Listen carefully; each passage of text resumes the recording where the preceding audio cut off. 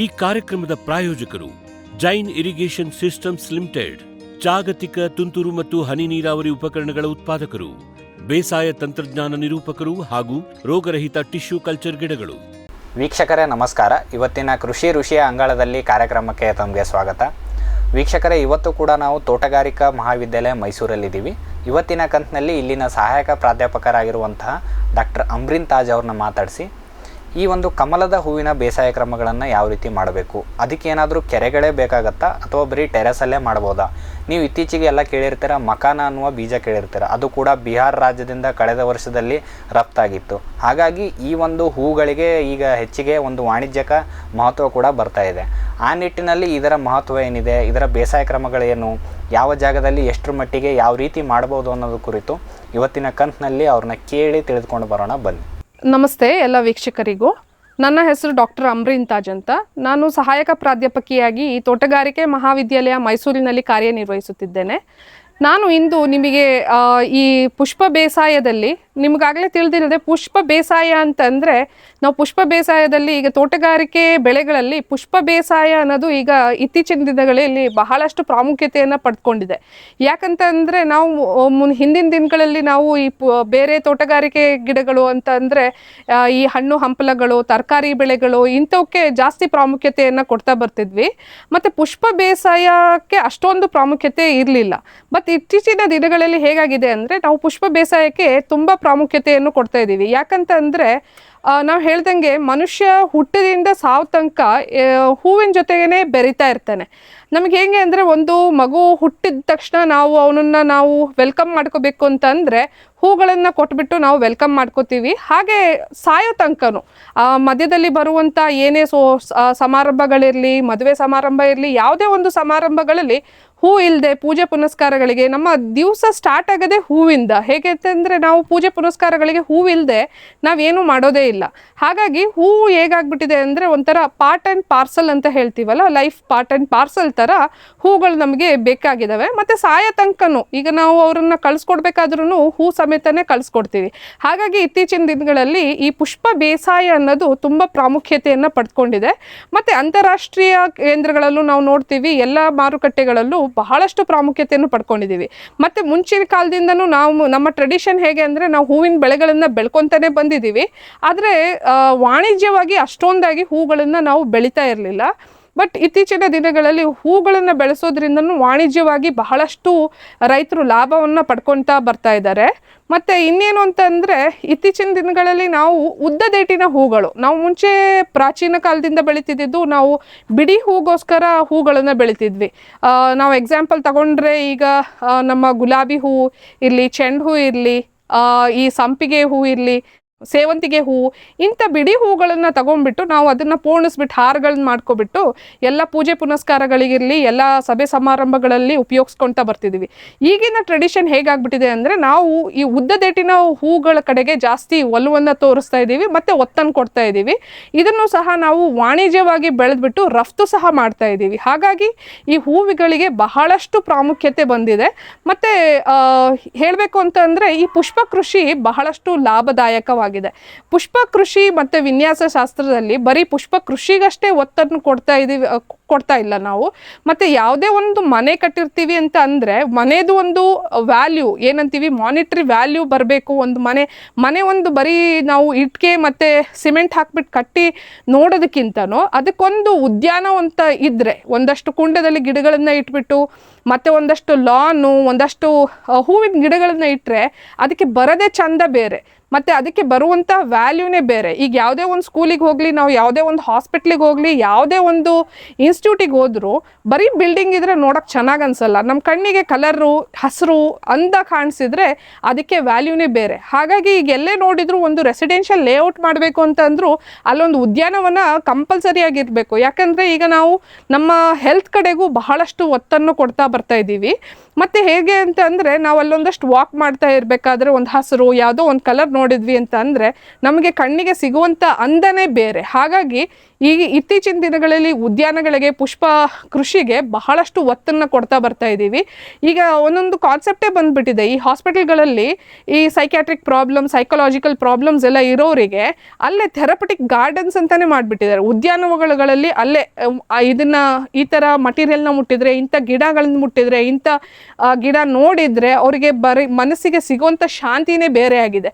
ಅದೇ ರೀತಿ ಈಗ ಏನಾಗ್ತಿದೆ ಅಂದರೆ ಬಹಳಷ್ಟು ಅರ್ಬನೈಸೇಷನ್ ಆಗ್ತಾ ಇರೋದ್ರಿಂದ ನಮಗೆ ಯಾವುದೇ ಒಂದು ಬೆಳೆ ಮತ್ತು ಬೆಳೀಲಿಕ್ಕೆಲ್ಲ ಬಹಳಷ್ಟು ಜಾಗ ಸಿಗ್ತಾ ಇಲ್ಲ. ಹಾಗಾಗಿ ದೊಡ್ಡ ದೊಡ್ಡ ಸಿಟಿಗಳಲ್ಲೆಲ್ಲ ಏನು ಮಾಡ್ತಿದ್ದಾರೆ ಅಂದರೆ ಯಾವುದೇ ಒಂದು ಮನೆಯಲ್ಲಿ ಮೇಲೆ ಟೆರೆಸ್ ಅಂತ ಏನಿರುತ್ತೆ ಅಲ್ಲಿಯೂ ಸಹ ಜಾಗದಲ್ಲಿ ಹೂವಿನ ಗಿಡಗಳು, ಅಲಂಕಾರಿಕ ಗಿಡಗಳನ್ನು ಇಟ್ಕೊಂಡು ಜನ ಅದನ್ನು ಚೆನ್ನಾಗಿ ಸಂರಕ್ಷಣೆ ಎಲ್ಲ ಮಾಡ್ತಾ ಇದ್ದಾರೆ. ಹಾಗಾಗಿ ಅವರು ಅದರಲ್ಲೇ ಆ್ಯಕ್ಟಿವಿಟೀಸಲ್ಲಿ ಇನ್ವಾಲ್ವ್ ಆಗೋದ್ರಿಂದ ಏನಾಗುತ್ತೆ ಅಂದರೆ ಚಟುವಟಿಕೆಗಳಲ್ಲಿ ನಾವು ಮಾಡ್ತಾ ಬರೋದ್ರಿಂದ ಅವರಿಗೆ ಒಂಥರ ರಿಲ್ಯಾಕ್ಸೇಷನ್ ಫೀಲ್ ಆಗುತ್ತೆ ಮತ್ತು ಏನೋ ಒಂದು ಫಿಸಿಕಲ್ ಆ್ಯಕ್ಟಿವಿಟಿಯಲ್ಲಿ ತೊಡ್ಕೊಂಡಿರ್ತಾರೆ. ಅದರಿಂದನೂ ಹೆಲ್ತ್ ಬೆನಿಫಿಟ್ಸ್ ಬಹಳಷ್ಟು ಆಗ್ತಾ ಬರ್ತಾ ಇದೆ.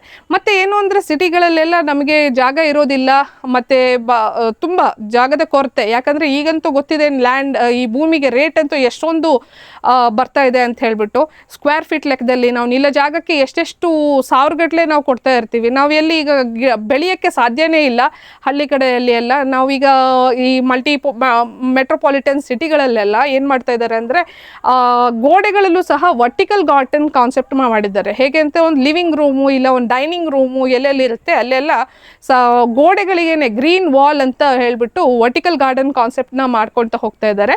ಮತ್ತು ಎಲ್ಲೆಲ್ಲಿ ಜಾಗ ಸಾಲ್ತದೋ ಒಂದು ಟೆರೆಸಲ್ಲಿ ಜಾಗ ಇದ್ದಲ್ಲೆಲ್ಲ ಅಲಂಕಾರಿಕ ಗಿಡಗಳನ್ನು ಬೆಳೀತಾ ಇದ್ದಾರೆ. ಮತ್ತು ಬೇರೆ ವಾಟರ್ ಗಾರ್ಡನ್ ಅಂತಲೂ ಹೇಳ್ತೀವಿ. ವಾಟರ್ ಗಾರ್ಡನ್ ಕಾನ್ಸೆಪ್ಟ್ ಯಾವುದೇ ಒಂದು ಉದ್ಯಾನವನ್ನು ಸೃಷ್ಟಿಸಬೇಕು ಅಂದರೆ ಅಲ್ಲೊಂದು ನೀರಿಂದು ಒಂದು ಉದ್ಯಾನ ಇದ್ದರೆ, ವಾಟರ್ ಬಾಡಿ ಇದ್ದರೆ ಅದೇ ಒಂಥರ ತುಂಬ ಆನಂದಕರವಾಗಿರುತ್ತೆ. ಯಾಕಂದರೆ ನಾವು ನೀರನ್ನು ನೋಡಿದ್ರೂ ಎಷ್ಟೋ ನಮಗೆ ಮನಸ್ಸಿಗೆ ಶಾಂತಿ ಸಿಗುತ್ತೆ. ಮತ್ತು ಅದರಲ್ಲಿ ಇರುವಂತಹ ಕೀಟಗಳು ಏನೇನು ಓಡಾಡ್ತಾ ಇರ್ತವೆ, ಅಲ್ಲೇ ಒಂದಷ್ಟು ನಮ್ಮ ಬಟರ್ಫ್ಲೈಗಳು ಓಡಾಡ್ತಾ ಇರ್ತವೆ. ಅದು ನೋಡೋಕ್ಕೇನೆ ಮನಸ್ಸಿಗೆ ಒಂಥರ ಆನಂದವಾಗಿ ಕಾಣಿಸ್ತದೆ. ವಿಶ್ವದಾದ್ಯಂತ ಪೇಟೆಂಟ್ ಪಡೆದ ನ್ಯಾನೋ ತಂತ್ರಜ್ಞಾನದಲ್ಲಿ ತಯಾರಾದ ನೂವಾಲ್ಗಿ ದ್ರಾವಣ. ನೂವಾಲ್ಗಿ ಉಪಯೋಗಿಸಿದ ಮೇಲೆ ತುಂಬ ಇಳುವರಿನೂ ಬಂದಿದೆ. ಕಾಳು ಮೆಣಸಿಗಂತೂ ಭಾಳ ಚೆನ್ನಾಗಿ ಬರುತ್ತೆ. ರೇಷ್ಮೆ ಎಲೆನೂ ಚೆನ್ನಾಗಿ ಬರ್ತದೆ. ಗಿಡಗಳು ತುಂಬ ಚೆನ್ನಾಗಿ ಬೆಳವಣಿಗೆ ಆಯಿತು. ಯಾವುದೇ ರಾಸಾಯನಿಕ ಅಥವಾ ವಿಶೇಷ ಗೊಬ್ಬರಗಳ ಗೊಡವೆ ಇಲ್ಲದೆ ಎಲ್ಲ ಬೆಳೆಗಳಲ್ಲಿ ಉತ್ತಮ ಗುಣಮಟ್ಟದ ಅಧಿಕ ಫಸಲನ್ನು ಪಡೆಯಿರಿ. ಯಾವಾಗಲೂ ನನ್ನ ಇರೋವರೆಗೂ ನೀವು ಅಲ್ಲಿಗೆ ಅಂತ ಬಿಟ್ಟು ಬಾಳಲ್ಲ ಅಂತ ಒಂದು ಭರವಸೆ ಕೊಡ್ತೀನಿ.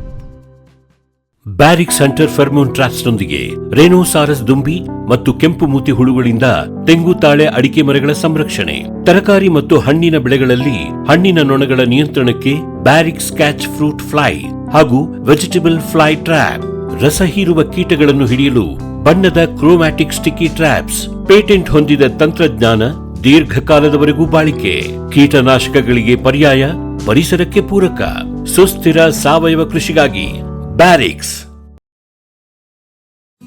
ಫ್ಯೂಚರ್ ಬಯೋಟೆಕ್ ಸಾವಯವ ಕೃಷಿಯ ವೇಗವರ್ಧಕ. ಪೋಷಕಾಂಶ ಪೂರೈಕೆಗೆ ಎನ್ಪಿಕೆ ಕಲ್ಚರ್, ವ್ಯಾಮ್, ಪಿಎಸ್ಪಿ ಮತ್ತು ಕೆಎಂಬಿ. ಜೈವಿಕ ರೋಗ ಕೀಟ ನಿಯಂತ್ರಣಕ್ಕೆ ಟ್ರೈಕೋಡರ್ಮಾ, ಸೂಡೋಮೊನಾಸ್. ಸಾವಯವ ಗೊಬ್ಬರ ಉತ್ಪಾದನೆಗೆ ಕಾಂಪೋಸ್ಟ್ ಕಲ್ಚರ್. ಹೂವು ಕಾಯಿ ಉದುರುವ ಸಮಸ್ಯೆಗೆ ಕಾಮಧೇನು ಮತ್ತು ಸತ್ವ. ಮಣ್ಣಿನ ಆರೋಗ್ಯ ವೃದ್ಧಿಗೆ ಫ್ಯೂಚರ್ ಬಯೋಟೆಕ್, ಧಾರವಾಡ. ಗಿಳಿ, ನವಿಲು, ಕಾಗೆ, ಮೈನಾ ಮುಂತಾದ ಹಕ್ಕಿಗಳ ಉಪಟಳ ಹಣ್ಣು, ಕಾಳು, ಧಾನ್ಯದ ಬೆಳೆಗಳಲ್ಲಿ ಮಿತಿ ಮೀರಿದೆ. ತಮಟೆ, ಪಟಾಕಿ, ಕೂಗು, ರಿಬ್ಬನ್ ಇದೀಗ ಕೆಲಸ ಮಾಡುತ್ತಿಲ್ಲ. ಹಕ್ಕಿ ಬೆದರಿಸಿ ಓಡಿಸಲು ಬಂದಿರುವ ವೈಜ್ಞಾನಿಕ ಉಪಾಯ ಗ್ರಸ್ ಇಕೋ ಸೈನ್ಸಸ್ನವರ ಜೈವಿಕ ಧ್ವನಿ ತಂತ್ರಜ್ಞಾನ. ಅತ್ಯಲ್ಪ ಖರ್ಚಿನಲ್ಲಿ ಸುಸ್ಥಿರ ಪರಿಹಾರ, ದೀರ್ಘಕಾಲ ಪರಿಣಾಮಕಾರಿ. ದಾಳಿಂಬೆ, ಸೀಬೆ, ಮಾವು, ಚಿಕ್ಕು ಇತ್ಯಾದಿಗಳನ್ನು ಪ್ರಾಣಿ ಪಕ್ಷಿಗಳಿಂದ ರಕ್ಷಿಸಿಕೊಳ್ಳಿ. ಗ್ರಸ್ eco sciences. Jain irrigation systems limited ಭಾರತದ ಹನಿ ನೀರಾವರಿ ತಂತ್ರಜ್ಞಾನದ ಪ್ರಥಮ ಪ್ರವರ್ತಕ, ಜಗತ್ತಿನ ಅತಿ ದೊಡ್ಡ ಸ್ಪ್ರಿಂಕ್ಲರ್ಸ್ ಉತ್ಪಾದಕ ಕಂಪನಿ. ಸಂರಕ್ಷಿತ ಕೃಷಿಯಲ್ಲಿ ಹಸಿರು ಮನೆಗಾಗಿ ಮಿಸ್ಟರ್, ಫಾಗರ್, ಫ್ಯಾನ್ ಮತ್ತು ಪ್ಯಾಡ್ ಹಾಗೂ ನೆರಳು ಮನೆ, ಸ್ವಯಂ ಚಾಲಿತ ನೀರಾವರಿ ವ್ಯವಸ್ಥೆ ಮತ್ತು ರಸಾವರಿ ತಂತ್ರಜ್ಞಾನ, ಕೃಷಿಯಲ್ಲಿ ನೀರಿನ ಸಮರ್ಪಕ ಬಳಕೆ ಹಾಗೂ ಉಳಿತಾಯಕ್ಕೆ ಮತ್ತೊಂದು ಹೆಸರು ಜೈನ್.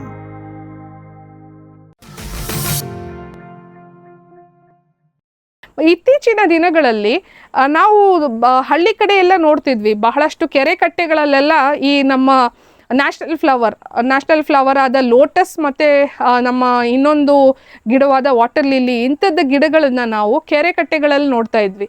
ಈಗ ನಮಗೆ ಜಾಗದ ಅಭಾವ ಇರೋದ್ರಿಂದ ನಾವು ಈ ಲೋಟಸ್ ಏನಂತೀವಿ, ಲೋಟಸ್ಸಿಗೆ ಬಹಳಷ್ಟು ವ್ಯಾಲ್ಯೂ ಇದೆ. ಯಾಕೆ ಅಂತ ಹೇಳಿದ್ರೆ ಅದನ್ನು ಈಗ ನಾವು ತುಳಸಿನ ಯಾವ ಥರ ಪೂಜಿಸ್ತೀವಲ್ಲ, ಅದೇ ರೀತಿ ಈ ಕಲ್ಕಟ್ಟದವರು, ವೆಸ್ಟ್ ಬೆಂಗಾಲ್ನವರು ಈ ಒಂದು ಲೋಟಸ್ ಅನ್ನುವ ಒಂದು ಹೂವನ್ನ ಸಹ ಅವರು ಅಷ್ಟೇ ಸಾಂಪ್ರದಾಯಿಕ ದೃಷ್ಟಿಯಿಂದ ನೋಡ್ತಾ ಇದ್ದಾರೆ ಮತ್ತು ಅದನ್ನು ಪೂಜಿಸ್ತಾರೆ. ಮತ್ತು ಇದು ಕಮಲದ ಹೂ ಬಗ್ಗೆ ನಾನು ನಿಮಗೆ ಹೇಗೆ ಇದನ್ನು ಕಲ್ಟಿವೇಟ್ ಮಾಡಬೇಕು ಮತ್ತು ಇನ್ನೊಂದು ವಾಟರ್ ಲಿಲ್ಲಿನ ಹೇಗೆ ಕಲ್ಟಿವೇಟ್ ಮಾಡ್ಬೋದು ಈಸಿಯಾಗಿ ಮನೆಯ ಟೆರೆಸ್ ಮೇಲೆ ಅನ್ನೋದ್ರ ಬಗ್ಗೆ ನಾನು ನಿಮಗೆ ಇಲ್ಲಿ ಮಾಹಿತಿಯನ್ನು ಕೊಡೋಕ್ಕೆ ಇಚ್ಛೆ ಪಡ್ತೀನಿ. ಯಾಕಂದರೆ ನಮಗೀಗ ಜಾಗದ ಅಭಾವ ಇದೆ. ನಾನು ಒಂದು ದೊಡ್ಡ ಕೆರೆ ಕಟ್ಟೆನ ನಾನು ಎಲ್ಲೂ ನಿರ್ಮಾಣ ಮಾಡಿಕೊಂಡು ಅಲ್ಲಿ ನಾನು ಗಾರ್ಡನ್ಸ್ಕೇಪಿಂಗ್ ಮಾಡಲಿಕ್ಕೆ ತುಂಬ ಕಷ್ಟವಾಗುತ್ತೆ. ಹಾಗಾಗಿ ನಾವು ಏನು ಮಾಡ್ಬೋದು, ನಮ್ಮ ಮನೆಯಲ್ಲಿ ಉಪಯೋಗಿಸುವಂಥ ಒಂದು ಚಿಕ್ಕ ಟಬ್ನಲ್ಲೇ ನಾವು ಈ ಕಮಲದ ಹೂ ಎಲ್ಲೋ ನೋಡ್ತೀವಿ ಕೆರೆಯಲ್ಲಿ, ನಮ್ಮ ಮಕ್ಕಳಿಗೂ ತೋರಿಸ್ಬೇಕಾದ್ರೆ ಅಲ್ಲಿದೆ ನೋಡಿ ಲೋಟಸ್ಸು, ಅಲ್ಲಿದೆ ವಾಟರ್ ಲಿಲ್ಲಿ ಅಂತ ತೋರಿಸ್ತೀವಿ. ಅದೇ ರೀತಿಯಾಗಿ ನಮ್ಮ ಹತ್ರನೇ ನಾವು ಬೆಳ್ಕೊಂಡ್ರೆ ನೋಡೋಕ್ಕೆ ನಮಗೆ ಆನಂದ. ನಾವು ಬೆಳೆದಿದ್ದೀವಿ, ನಮ್ಮ ಹತ್ರ ಮನೇಲೇ ನಮಗೆ ನಾವು ಈ ಲೋಟಸ್ನ ಬೆಳ್ಕೊಂಡಿದ್ದೀವಿ ಮತ್ತು ವಾಟರ್ ಲಿಲ್ಲಿ ಬೆಳ್ಕೊಂಡಿದ್ದೀವಿ ಅಂತ ಹೇಳ್ಬಿಟ್ಟು ಇಂಥ ಒಂದಷ್ಟು ಆಕ್ವಾಟಿಕ್ ಪ್ಲ್ಯಾಂಟ್ಸ್ಗಳನ್ನು ನಾವು ಟೆರೆಸ್ ಗಾರ್ಡನಲ್ಲಿ ಆರಾಮಾಗಿ ಬೆಳ್ಕೊಬೋದು. ನಾನು ಇದನ್ನು ಹೇಗೆ ಕಲ್ಟಿವೇಟ್ ಮಾಡ್ಬೋದು ಅನ್ನೋದ್ರ ಬಗ್ಗೆ ನಿಮಗೆ ಮಾಹಿತಿ ಕೊಡ್ತೀನಿ. ನೀವೆಲ್ಲ ನೋಡ್ದಂಗೆ ಇಲ್ಲಿ ನನ್ನ ಹಿಂದೆ ಕಾಣಿಸ್ತಿರೋವಂಥದ್ದೆಲ್ಲ ನಾವು ಒಂದು ಟೆರೆಸ್ನಲ್ಲೇ ಮಾಡಿರುವಂತಹ ಒಂದು ಲೋಟಸ್ ಪ್ರಾಜೆಕ್ಟ್. ಇಲ್ಲೊಂದು ಬಹಳಷ್ಟು ಜಾತಿಯ ನಮ್ಮ ಲೋಟಸ್ ಗಿಡಗಳು ಮತ್ತು ವಾಟರ್ ಲಿಲ್ಲಿ ಗಿಡಗಳಿದ್ದಾವೆ. ಅದರಲ್ಲಿ ನಾವು ಯಾವುದು ತುಂಬ ಚೆನ್ನಾಗಿ ಹೂಗಳನ್ನು ಬಿಡುತ್ತೆ, ವರ್ಷ ಪೂರ್ತಿ ಹೂಗಳಂತ ಬಿಡುವಂಥ ಲೋಟಸ್ ಯಾವುದಿದೆ ಅಂತ ನೋಡೋಕ್ಕೆ ಮತ್ತು ಬಹಳಷ್ಟು ರಿಸರ್ಚ್ ಮಾಡಲಿಕ್ಕೆ ನಾವಿಲ್ಲಿ ಒಂದಷ್ಟು ಕಲೆಕ್ಷನ್ಗಳನ್ನು ಇಟ್ಕೊಂಡಿದ್ದೀವಿ. ಮತ್ತು ಇದು ಲೋಟಸ್ ಬೆಳೆಯುವಂಥದ್ದು ಅಷ್ಟೊಂದು ಕಷ್ಟಕರ ಅಲ್ಲ. ನಾವು ಬರೀ ಕೆರೆ ಕಟ್ಟೆಲೇ ಈ ಲೋಟಸ್ ಬೆಳೆಯುತ್ತೆ ಅಂತ ಅಂದ್ಕೊಂಡಿದ್ವಿ, ಬಟ್ ಅಷ್ಟೊಂದು ಕಷ್ಟ ಏನಲ್ಲ. ಮತ್ತು ಇನ್ನೊಂದು ಅಂದರೆ ಒಂದು ಟೆರೆಸಲ್ಲಿ ಅಲ್ಲದೆ ಕೆಲವೊಂದಷ್ಟು ಪುಟ್ಟ ಜಾತಿಯ ಈ ಲೋಟಸ್ಗಳಿದ್ದಾವೆ. ಈ ಪುಟ್ಟ ಜಾತಿಯ ಲೋಟಸ್ಗಳನ್ನ ನಾವು ಈ ಆಫೀಸ್ಗಳಲ್ಲಿ ಟೇಬಲ್ ಮುಂದೆನೂ ಬೆಳೆಸ್ಬೋದು. ಒಂದು ಗ್ಲಾಸ್ ಬೌಲ್ ಇಟ್ಬಿಟ್ಟು ಅದರಲ್ಲೇ ಒಂದಷ್ಟು ಮೀಡಿಯಾ, ಫಸ್ಟ್ ಒಂದು ಲೇಯರು ಕೊಟ್ಟಿಗೆ ಗೊಬ್ಬರ, ಕಳ್ತಿರೋ ಕೊಟ್ಟಿಗೆ ಗೊಬ್ಬರ, ಇನ್ನೊಂದಷ್ಟು ಲೇಯರು ಈಕ್ವಲ್ ಪ್ರಪೋರ್ಷನ್ ಏನಂತೀವಿ, 1 ಪ್ರಮಾಣದಷ್ಟು ಕೊಟ್ಟಿಗೆ ಗೊಬ್ಬರ, 2 ಪ್ರಮಾಣದಷ್ಟು ಮಣ್ಣನ್ನು ಹಾಕಿಬಿಟ್ಟು ನಾವು ಈ ಲೋಟಸ್ ಗೆಡ್ಡೆನ ಹಾಕಿಬಿಟ್ಟು ನೀರನ್ನು ತುಂಬಿಸ್ಬಿಟ್ಟು ಇದನ್ನು ಬೆಳೆಯೋದ್ರಿಂದ ಜಾಸ್ತಿ ಏನಿಲ್ಲ, ಅದಕ್ಕೆ ನಾವು ಕೊಟ್ಟಿಗೆ ಗೊಬ್ಬರ ಹಾಕಿದ್ರೇ ಸಾಕಾಗುತ್ತೆ. ಜಾಸ್ತಿ ಅದಕ್ಕೆ ಪೋಷಕಾಂಶಗಳ ನಿರ್ವಹಣೆ ಮಾಡಬೇಕು, ಅದು ಮಾಡಬೇಕು, ಮೇಂಟೆನೆನ್ಸ್ ಮಾಡಬೇಕು ಅನ್ನೋದು ಏನೂ ಇಲ್ಲ. ಅವಾಗವಾಗ ಒಂದಷ್ಟು ಪಾಚಿ ಬೆಳೆಯುತ್ತೆ, ಅದನ್ನು ತಗೊಂಡ್ಬಿಟ್ರೆ ಸಾಕು. ಇಲ್ಲಾಂದರೆ ವರ್ಷ ಪೂರ್ತಿ ನಮಗೆ ನಮ್ಮ ಟೇಬಲ್ ಮುಂದೆನೇ ನಾವು ಈ ಕಮಲದ ಹೂವನ್ನು ಆರಾಮಾಗಿ ಬೆಳ್ಕೊಬೋದು. ಮತ್ತು ಅದ್ರ ನಮ್ಮ ಆಫೀಸ್ ನಾವು ಎಲ್ಲೆಲ್ಲಿ ಇರ್ತೀವಲ್ಲ ಅದರದ್ದೊಂದು ವ್ಯಾಲ್ಯೂನೇ ಹೆಚ್ಚಿಸ್ಕೋಬೋದು.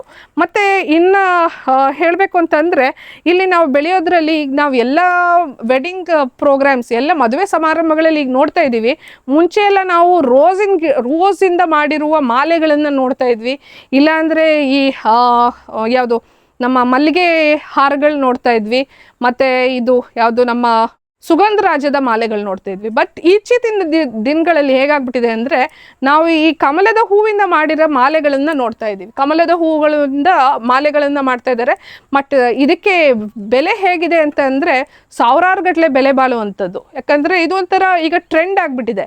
ಬರೀ ನಾವು ಹೇಳ್ತೀವಿ ಕಮಲದ ಹೂವಿಗಷ್ಟೇ ಅಲ್ಲದೆ ಬೇರೆ ಥರದ ರೀತಿಯಲ್ಲೂ ಬಹಳಷ್ಟು ಉಪಯೋಗಗಳಿದ್ದಾವೆ. ಹೇಗೆ ಅಂತ ಇದ್ದರೆ ಈ ಕಮಲದ ಬೀಜಗಳು, ಈ ಬೀಜಗಳಲ್ಲಿ ಬಹಳಷ್ಟು ಪೌಷ್ಟಿಕಾಂಶಗಳೇ ಇದ್ದಾವೆ. ಹಾಗಾಗಿ ಇದನ್ನು ನಾವು ಮಾರ್ಕೆಟಲ್ಲಿ ನೋಡ್ತೀವಿ. ಮಖಾನ ಅಂಥದ್ದೊಂದು ಕಮರ್ಷಿಯಲ್ ಪ್ರಾಡಕ್ಟೇ ಬಂದುಬಿಟ್ಟಿದೆ. ಇದೇನು ಅಂದರೆ ಇದರದ್ದು ಬೀಜಗಳನ್ನೆಲ್ಲ ಹುರಿದ್ಬಿಟ್ಟು ಆರಾಮಾಗಿ ಇದನ್ನು ನಾವು ತಿನ್ಬೋದು ಮತ್ತು ಹಾಗೇ ತಿನ್ಬೋದು. ಇದರಲ್ಲಿ ಬಹಳಷ್ಟು ಪೋಷಕಾಂಶಗಳಿದ್ದಾವೆ.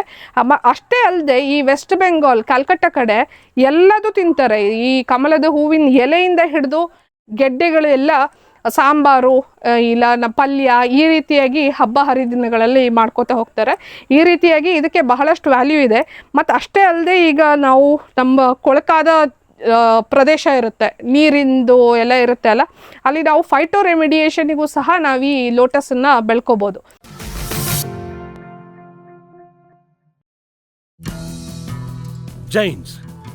ಜಗತ್ತಿನ ಅತಿದೊಡ್ಡ ಅಂಗಾಂಶ ಕೃಷಿ ಪ್ರಯೋಗಾಲಯ ಹಾಗೂ ಟಿಸಿ ಗಿಡಗಳ ಉತ್ಪಾದಕರು. ಸಮೃದ್ಧ ಇಳುವರಿಗೆ ಜೈನ್ ಜೀನೇನ್, ಯಾಲಕ್ಕಿ, ನೇಂದ್ರನ್ ಹಾಗೂ ಕೆಂಪು ಬಾಳೆ ಸಸಿಗಳು, ದಾಳಿಂಬೆ, ಭಗವತಳಿಯ ರೋಗಮುಕ್ತ ಸಸಿಗಳು, ಲಕ್ನೋ 49 ಪೇರಳೆ, ಸ್ಟ್ರಾಬೆರಿ ಇತ್ಯಾದಿ ಗಿಡಗಳು ಯೋಗ್ಯ ಬೆಲೆಯಲ್ಲಿ.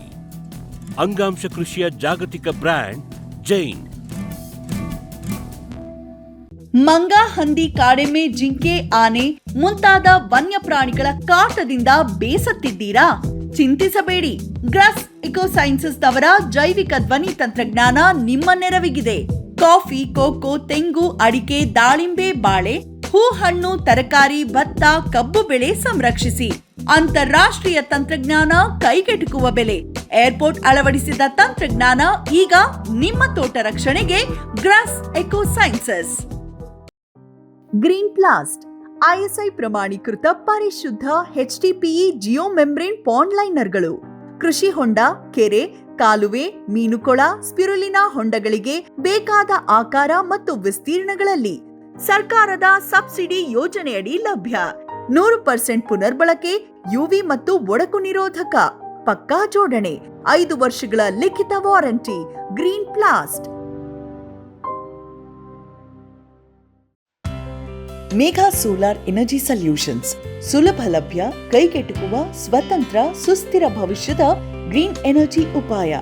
ನಿರಂತರ ಉಚಿತ ನೀರಾವರಿಗೆ Megha solar pump set, roof top solar, solar CC camera ಮತ್ತು ಸೋಲಾರ್ ಬೀದಿ ದೀಪಗಳು, ಡ್ರಿಪ್, ಸ್ಪ್ರಿಂಕ್ಲರ್, ಇರಿಗೇಷನ್ ಮತ್ತು ಫರ್ಟಿಗೇಷನ್ ಆಟೋಮೇಷನ್. ತೋಟಗಾರಿಕೆ, ಕ್ರೆಡಲ್ ಹಾಗೂ ಸೂರ್ಯಘರ್ ಸಬ್ಸಿಡಿ ಯೋಜನೆಯಡಿ ಅಂಗೀಕೃತ. ಮೇಘಾ ಆಗ್ರೋಟೆಕ್.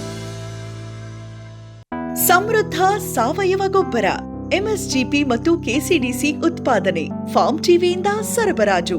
ಅತಿ ಕಡಿಮೆ ಬೆಲೆಗೆ ಅತ್ಯುತ್ತಮ ಗೊಬ್ಬರ. ಇಲ್ಲ ಭಾರಲೋಹ, ಕೃಷಿ ವಿಶ್ವವಿದ್ಯಾಲಯದಿಂದ ಪರೀಕ್ಷಿತ. ಸಾವಯವ ಇಂಗಾಲ, NPK, PH, EC ಎಲ್ಲ ನಿಗದಿತ ಮಿತಿಯಲ್ಲಿ.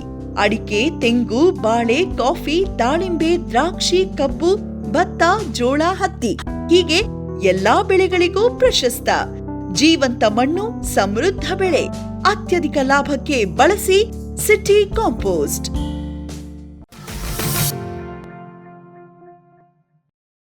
ಗಿಡವಾದ ವಾಟರ್ ಲಿಲ್ಲಿ ಅಂತ ಇದೆ. ಈ ಕಮಲದ ಹೂವು ನಮಗೆ ಕನ್ಫ್ಯೂಸ್ ಆಗುತ್ತೆ.